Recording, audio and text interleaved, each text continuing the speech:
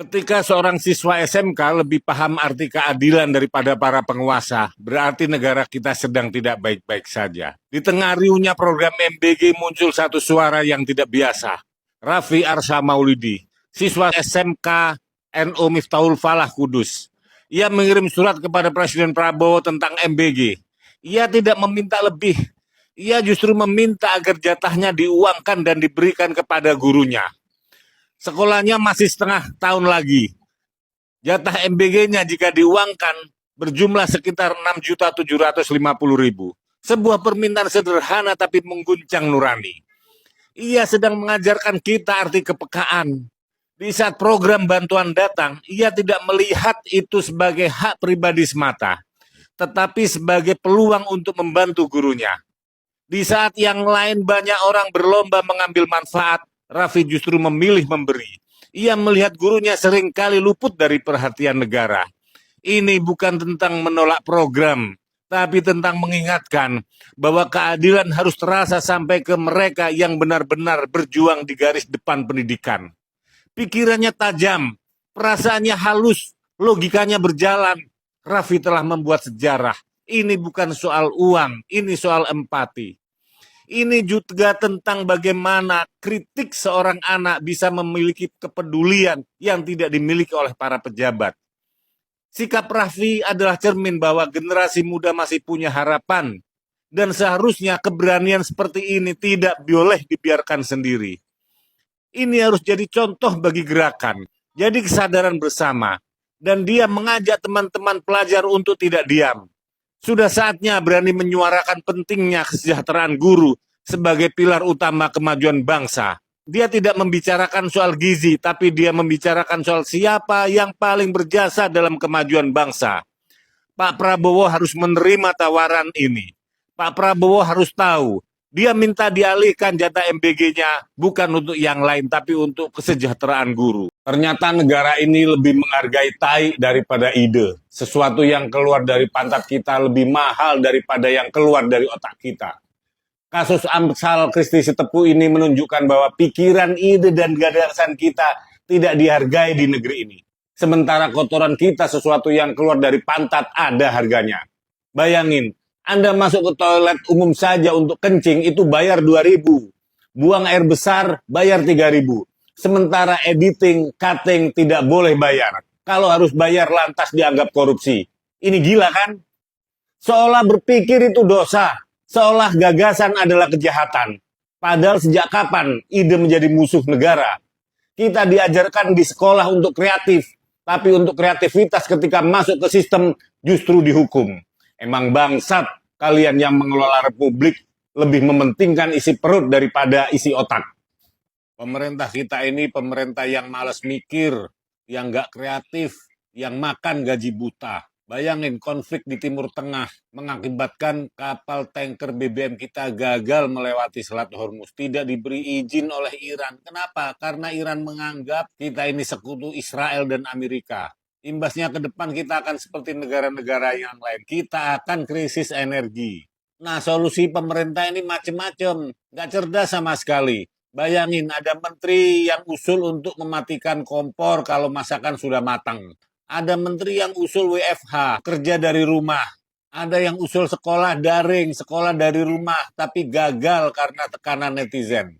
Rencananya BBM mau dinaikkan dari 1 April kemarin. Tapi karena tekanan netizen juga pemerintah tidak jadi menaikkan harga BBM. Ada juga menteri yang bilang kendaraan bermotor diganti dengan kendaraan listrik. Kompor juga mau dikonversi dari gas LPG ke listrik. Menteri Pertanian ngasih solusi. Jagung dan tebu dijadikan sumber energi BBM. Masih jauh Pak, pabriknya belum ada. Nah, kenapa nggak ada menteri yang mengusulkan untuk memutus hubungan dengan Israel, keluar dari BOP? Sudah jelas kan, BOP itu tidak menyelesaikan masalah. Terbukti kok berhubungan dengan Israel dan menjadi anggota Board of Peace tidak membuat kita jadi lebih baik. Israel dengan tega membunuh 3 tentara perdamaian kita di Lebanon. Tanpa merasa bersalah dan tanpa minta maaf. Yang kedua, gratiskan transportasi publik, bis, kereta, angkutan umum. agar masyarakat beralih ke transportasi publik. Dari mana duitnya? Hentikan itu proyek MBG. 335 triliun itu cukup untuk mensubsidi angkutan publik. Yang memerlukan MBG kalau mau jujur itu cuma daerah 3T. Yang tertinggal, terdepan, terluar. Kalau di daerah kota-kota besar mereka mampu. Jakarta, Surabaya, Denpasar, Bukit Tinggi, Siantar, Makassar, Malang, itu mampu. Orang tuanya mampu untuk menyediakan makanan bergizi buat anak-anaknya. Tapi kenapa harus dipaksakan di kota-kota besar?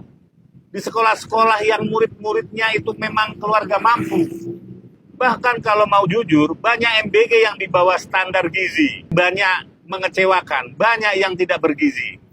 Akibatnya banyak MBG yang nggak dimakan. Mubazir, akhirnya terbuang sia-sia. Masalahnya banyak dari mereka yang tidak berani posting di media. Tidak berani speak up. Karena takut dilaporkan. Karena takut di blacklist pihak sekolah. Seperti kasus di Lombok Tengah. 2 orang ibu-ibu dilaporkan sama SPPG karena memposting roti yang ada belatungnya. Yang benar malah dilaporkan di negeri ini. Ini kan di luar nalar kita. Tidak bisa diterima dengan akal sehat. Tapi masyarakat harus tetap kritis. Harus berani speak up. Jadi yang harus disuapin MBG ini hanya sekitar 8-10 juta orang. Jangan dipaksa dong Pak sampai 85 juta orang. Anggarannya pun cuman dihitung hanya sampai 8 triliun per tahun. Tidak perlu 335 triliun. Jadi kalau mau ngomong efisiensi, Pak Prabowo harus memotong MBG dulu. Jangan ke sektor pendidikan, jangan dipotong infrastruktur, sektor kesehatan apalagi, dan sektor sosial. Pemerintah ini mbok ya mikir sedikit lah. Data masyarakat miskin kan juga sudah ada di Kemensos, lengkap. Jadi kalau dipaksa sesungguhnya ada apa sih dengan MBG ini? Kenapa harus dipaksakan dengan dana 335 triliun? Ini republik sudah gila. Ada pemerintah yang melaporkan warganya karena bicara fakta. Mbak Nana dan Jamiatul Munawaroh, 2 wanita asal Lombok Tengah, dilaporkan oleh SPPI karena memposting bahwa ada ulat dalam roti MBG. Ini harus kita dukung mereka, mengungkapkan fakta yang ada. Tapi apa jadinya di mata pemerintah? Mereka malah dilaporkan oleh pemerintah ke polisi. Kenapa saya sebut pemerintah? Karena SPPI adalah sarjana yang direkrut oleh pemerintah dan ditugaskan untuk menjadi kepala dapur MBG. Lembaga yang dibentuk oleh pemerintah untuk bertugas di SPPG. Institusi terbawah dalam BGN. Jadi di negara ini kalau orang berani jujur, berani berkata benar, maka akan dikriminalisasikan oleh pemerintah. Kebayang nggak bagaimana kalau roti dan ulat itu dibiarkan? Ratusan siswa akan keracunan. Besoknya sekolah pasti diliburkan. Rumah sakit akan sibuk, ambulan mondar-mandir. Pihak guru khawatir dan para orang tua akan menangis. Seharusnya Mbak Nana dan Mbak Jamiatul Munawaroh ini diberi penghargaan karena menyelamatkan ratusan siswa dari keracunan. Bukan malah dikriminalisasi. Tapi percayalah, 2 orang wanita yang hebat dari Lombok Tengah ini akan jadi inspirasi semua ibu-ibu di seluruh Indonesia agar berani memposting, berani speak up, berani bicara fakta demi menyelamatkan nyawa anak-anak kita semuanya.